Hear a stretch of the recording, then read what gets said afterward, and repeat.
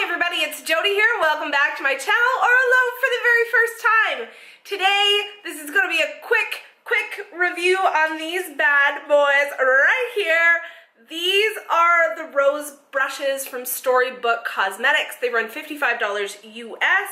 You have to pay additional shipping and handling to get them up here to Canada, and I'm sure you all want to know if I actually think that they're worth it. I'm going to let you know right off the bat that they did come with this amazing little bag.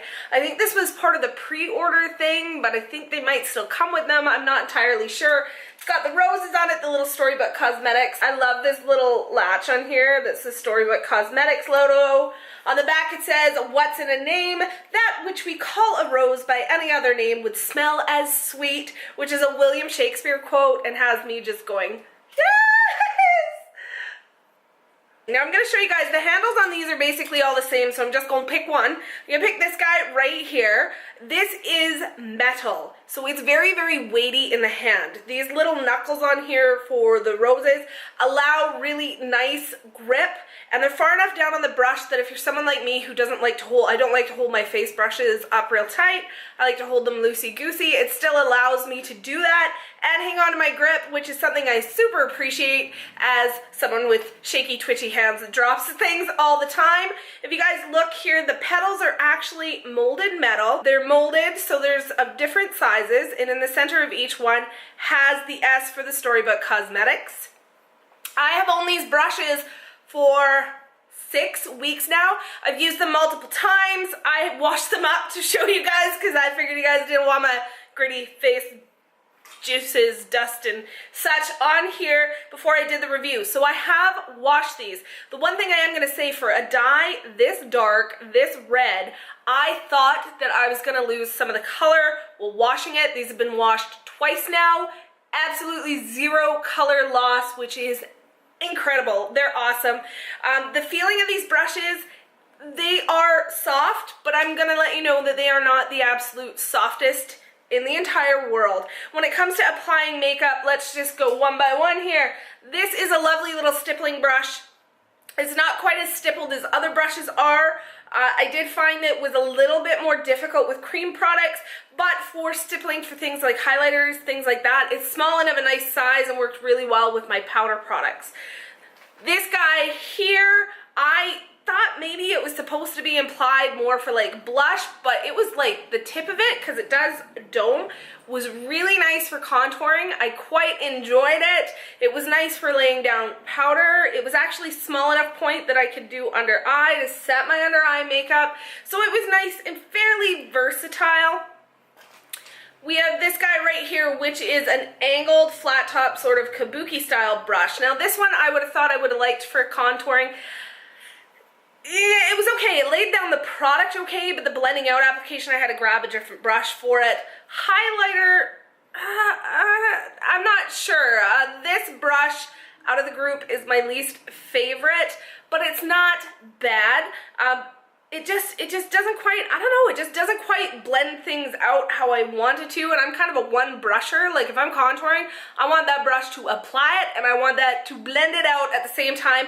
This didn't do that, so I'm still working on it, trying to figure out how to use this. And this last guy here, this is kind of, oh, you guys will see. Okay. This guy here, this kind of little domed dude, it was nice for blush. It did apply the blush a little bit harsher, so I just kind of limited this to using with my lighter blushes that I build up, and it was really, really nice. It is packed far too densely to use as sort of like a face or an all-over powder brush.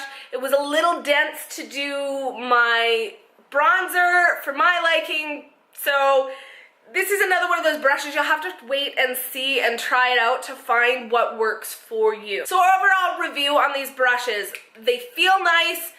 They're nice and soft, not the softest I've ever tried, but not super, super rough.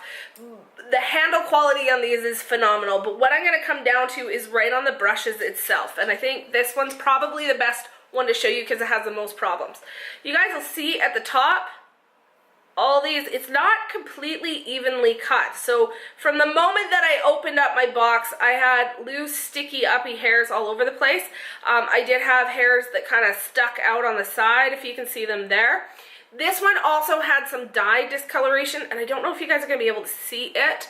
There are spots in this dye job where it was like thick and darker. Thick and darker, specifically on this brush most of all. I'm not sure how well you guys are going to be able to see that. This is kind of a gradient color to the light dark red to lighter red, which I really appreciated, but there was lots of these sort of darker spots that were even darker than the dark red on here. The dark spots are just a colorant issue and did not hinder the performance of these brushes at all. I was using them 6 weeks.